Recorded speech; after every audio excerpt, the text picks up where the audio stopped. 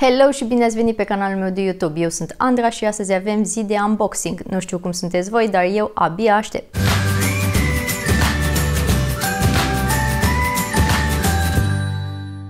Bebe Filip este aproape de vârsta diversificării, așa că am început pregătirile.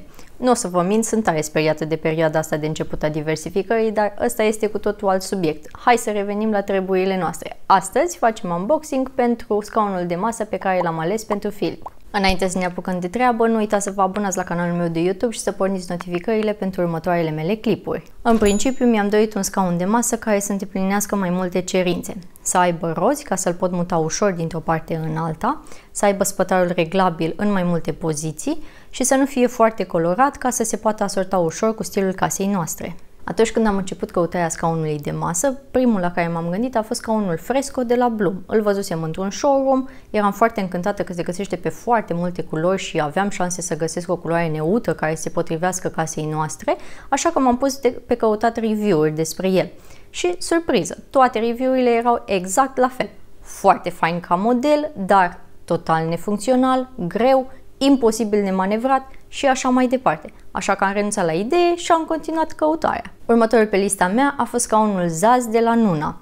Are o varietate foarte mare de culori și chiar găsisem unul care îmi plăcea foarte mult, însă spătarul nu era reglabil și nici nu avea roți ca să poată fi mutat ușor dintr-o parte în alta. Așa că am renunțat și la acesta. Așa am ajuns la două modele de la Peg Perego, Siesta și Prima Papa Follow Me. Ambele îndeplineau toate cele trei cerințe despre care vă povesteam mai devreme, însă noi l-am ales pe acesta, Prima Papa Follow Me, pentru că ni s-a părut că este cel mai stabil dintre cele două. Dar gata cu povestitul, hai să trecem la despachetat, că abia aștept să-l văd cum arată în realitate.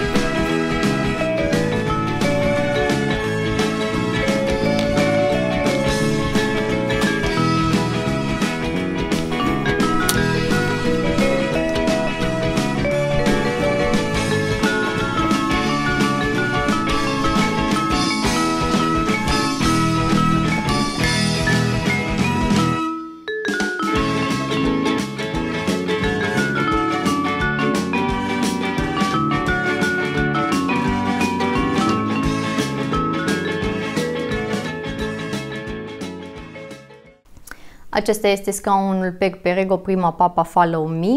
În principiu el poate fi folosit până la 3 ani. Are 8 kg, deci nu este nici prea greu, nici prea ușor. Are roți, deci cred că va fi foarte ușor de mutat chiar și cu bebe în el. Materialele sunt super ok și el la prima vedere arată excelent. Promit să revin cu un video nou peste câteva luni și povestim atunci despre fiecare caracteristică în parte a acestui scaun, despre cât de util sau nu este el. Cam asta a fost pentru astăzi. Dacă v-am fost de ajutor, nu uitați să dați un like acestui video și poate chiar și un share să ajungă și la alte mămici. Și ca să fiți siguri că nu ratați următoarele mele videouri, asigurați-vă că v-ați abonat la canalul meu de YouTube și ați pornit notificările. Toate acestea fiind spuse, până data viitoare, kisses and hugs!